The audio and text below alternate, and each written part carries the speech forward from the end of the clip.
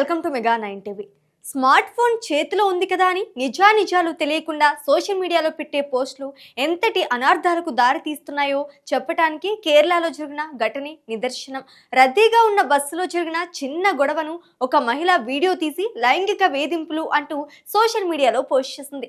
ఆ వీడియో కాస్త వైరల్ అవటంతో సమాజంలో తలెత్తుకోలేక ఆ అవమాన భారం మోయలేక ఒక వ్యక్తి తన ప్రాణాలు తీసుకున్నాడు.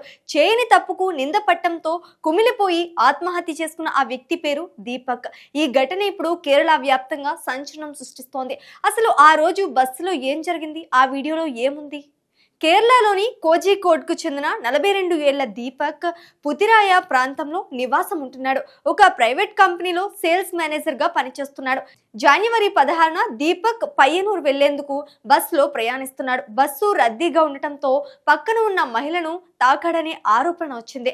అయితే దీపక్ అది ప్రమాదవశాత్తు జరిగిందని చెప్పినప్పటికీ సదరు మహిళ తన ఫోన్ తీసి దీపక్ ను వీడియో తీసింది. ఇతను నాతో అసభ్యంగా ప్రవర్తిస్తున్నాడు అంటూ ఆ 18 సెకండ్ల వీడియోను సోషల్ మీడియాలో పోస్ట్ చేసింది. క్షణాల్లో ఆ వీడియో వైరల్ అయ్యింది. నెటిజన్లు కూడా నిజం తెలియకుండానే దీపక్ ను దోషిగా నిర్ణయించి కామెంట్లతో దాడి చేశారు. విపరీతంగా ట్రోల్ చేశారు. సోషల్ మీడియాలో తన వీడియో వైరల్ అవ్వటం, అందరూ తనను అసహ్యించుకుంటున్నారని తెలియటంతో దీపక్ తీవ్ర మనస్తాపానికి గురయ్యాడు. నేను ఏ తప్పు చేయలేదు, కానీ సమాజం నన్ను దోషిగా చూస్తోంది అంటూ సన్నిహితులతో చెప్పినట్లు తెలుస్తోంది. ఆ అవమానాన్ని భరించలేక ఆదివారం తన నివాసంలో ఉరివేసుకుని ఆత్మహత్య చేసుకున్నాడు.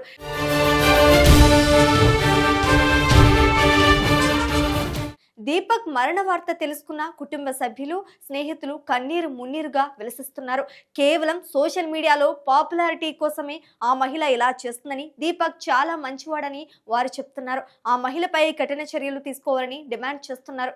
ఈ ఘటనపై కోజికోడ్ పోలీసులు కేసు నమోదు చేసుకున్నారు. అన్యాచురల్ డెత్ గా కేసు ఫైల్ చేసి దర్యాప్తు చేస్తున్నారు. మరోవైపు దీపక్ కుటుంబం సభ్యులు సదరు మహిళపై కఠిన చర్యలు తీసుకోవాలని డిమాండ్ చేస్తున్నారు. కేవలం ఆరోపణల దశలోనే ఉన్న ఒక విషయాన్ని ఇలా బహిరంగంగా వీడియోలు పెట్టి ఒక వ్యక్తి పరువు తీయటం ఎంతవరకు సమంజసమని మానవ హక్కుల కార్యకర్తలు ప్రశ్నిస్తున్నారు.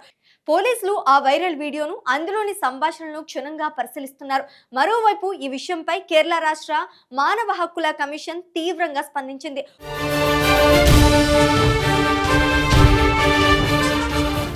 ఒక వ్యక్తి ప్రాణం పోవటానికి కారణమైన పరిస్థితులపై ఉన్నత స్థాయి విచారణ జరపాలని డీఐజీని ఆదేశించింది. వారం రోజుల్లోగా నివేదిక సమర్పించాలని కోరింది. సోషల్ మీడియాలో జరిగే ఇలాంటి ప్రచారాలపై కఠిన చర్యలు ఉంటాయని హెచ్చరించింది. ఒక చిన్న వీడియో ఒక నిండు ప్రాణాన్ని బలి తీయడం కోసమే కాకుండా ఒక కుటుంబాన్ని రోడ్డున పడేసింది. సోషల్ మీడియాను బాధ్యతాయుతంగా వాడుకోకపోతే ఎంతటి ఘోరాలు జరుగుతాయో ఈ ఘటన ఒక హెచ్చరిక. ఆరోపణలు నిజమా కాదా అని తేల్చాల్సింది చట్టం. కానీ సోషల్ మీడియా జడ్జిమెంట్ ఇవ్వడం సరికాదు అని నిపుణులు చెప్తున్నారు. న్యాయస్థానాలు, పోలీసులు చేయాల్సిన పనిని సోషల్ మీడియాలో లైకుల కోసం చేసేవారు ఆలోచించాల్సిన సమయం ఆసన్నమైంది. ఒక క్లిక్ ఒక ప్రాణాన్ని తీస్తోందనే విషయం మర్చిపోకూడదు. దీపక్ ఆత్మకు శాంతి కలగాలని, వారి కుటుంబానికి న్యాయం జరగాలని మనము కోరుకుందాం.